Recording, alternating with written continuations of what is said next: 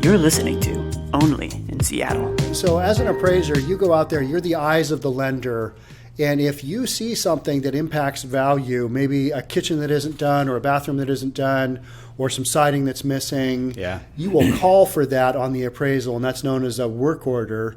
And that appraisal is not valid, it's not good until that condition has been met. So the value isn't finalized until that condition is met. What are the most common things you are calling for on work orders right now? Yeah, we're talking about the difference between the appraisal being as is and the appraisal being subject to, right? Right. So as is, everything in the home is fine. Yeah. Nothing impacts value. It's the value as of this day, as it stands right now. When subject to, and let me get to your question, a lot of things that I see are what you mentioned. People get in the middle of a complete kitchen remodel and they've blown it up and they're starting to put things back together again, and they're looking for a refi to get the additional funds to finish that kitchen remodel, and you walk in there and there's no functional kitchen. Well, at that point, the appraisal report has to... Is that kind of a little bit of a red flag when you go in as an appraiser? Oh, well, it's like a brick in the face kind of red flag. What's the first thing that you think of? Son of a gun. This is going to be a problem. This is going to be an issue. And the major reason for me personally why I feel that way is because I'm thinking what the homeowner's going to have to go through.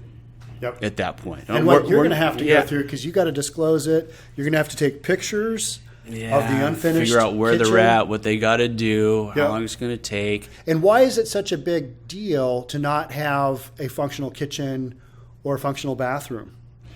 Say you've got another bathroom down the hall. Right. Okay. Well, I think that for me, when I'll bounce this back a tiny bit to doing an as-is appraisal. So what I think that lenders are looking for is they want the property that they are going to be guaranteeing with a loan to be in a marketable condition. Yep.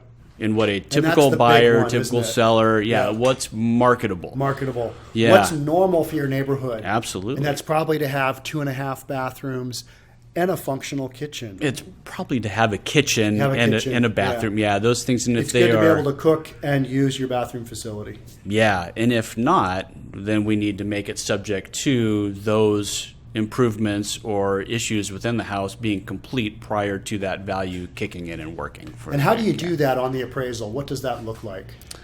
Well, we describe quite thoroughly, at least to the best of what our cursory inspection is, what needs to be completed. Yep. And so that would be down about 3/4 of the way down on the first page of the appraisal. Yeah, and then in the comment addendum in the back half of the appraisal where we put all of our language in the report, there's a further description as to what exactly needs to be done. And it almost acts as a little bit of a laundry list for that homeowner of what needs to be done. What needs to be done. Yeah. And then you've got boxes that you check either as is or subject to. And from what I've heard from lenders is that's one of the first things they look at an appraisal report, even before the value. Yeah. They'll flip right down to the bottom of that page and goes, "It's as is." They literally or open it up. Oh, it's as is. Okay, there's the value. Then there's the all value. right, next. And then, and then they can start going through all of the little bits and pieces of details of the report. Right, But and they make want sure to know that it's a property that they're comfortable lending on. Yeah, absolutely.